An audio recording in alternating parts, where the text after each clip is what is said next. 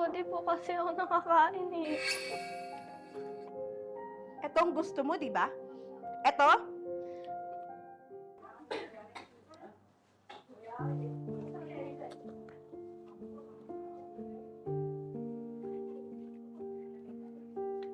Ma'am, sir, may natitira po ba kayong pagkain?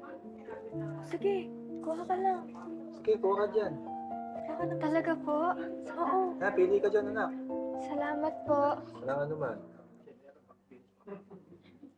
Miss, may pagkain po kayo? 2 araw na po ako di nakakain eh. Ang kulit mo rin eh, no? Ilang beses kong sasabihin sa'yo umalis ka dito. Tingnan mo yung mga tao dito, nandidiri na sa'yo. Tsaka, hindi. Huwag mo kaming dadramahan ng ganyan kasi yung mga katulad mo, kinagamit lang yung awa ng ibang tao. Sorry po, di po kasi ako nakakain eh. Ito ang gusto mo, di ba? Ito? Miss, pwede ba tama na? Eh, sino ka ba? Sino ako?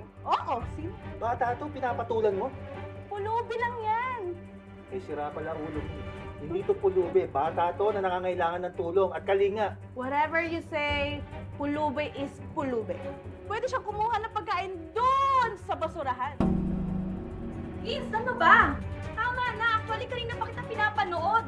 Inaano ka ba? Hindi ko na kayang ginagawa mo. Sobra ka? Hindi mo ba nakikita? Nangihingi lang yung bata ng pagkain sa'yo. Ano pangalan mo? Aliyah po. Aliyah?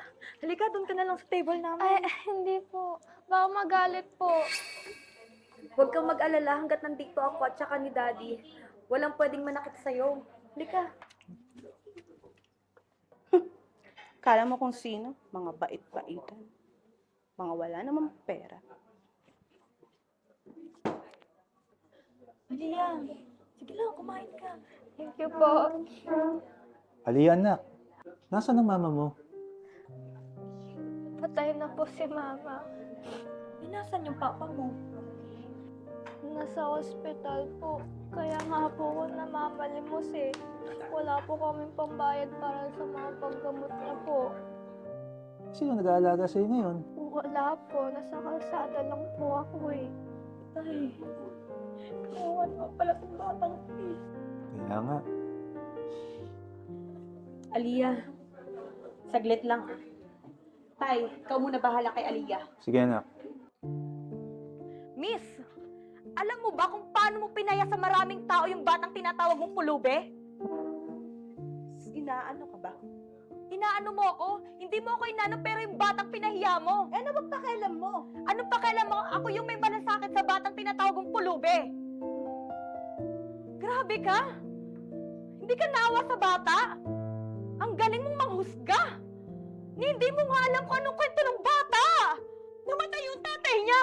Kaya nga siya namumulube para lang may pambayad sa ospital ng tatay niya! Grabe ka! Alam mo, hindi mo lang pinahiya yung bata eh! Tinanggalan mo siya ng dignidad! Tama na, kayong dalawa.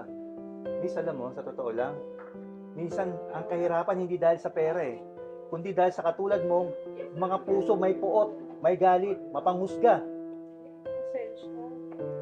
Hindi ko alam yung pinagdadaanan ng bata. Siguro nga naging masama yung ugali ko. Kung anak mo ba yon, kaya mo bang gawin yun sa kanya? Hindi, di ba? Pwede ba akong manghingi ng pasensya sa bata? Pwede ko ba siyang lapitan kahit papayo? Dapat lang mag-sorry ka! Pwede ba tayo mag-usap? Pasensya ka na. Hindi ko alam yung mga pinagdadaanan mo. Naging masama ako sa'yo. Pero babawi ako. Ganto na lang. Lahat ng gusto mong kainin, orderin mo. Hindi po ako galit. Gusto ko lang po talaga kumain. Bilan mo rin ang pagkain ng tatay mo. Talaga po? Salamat po!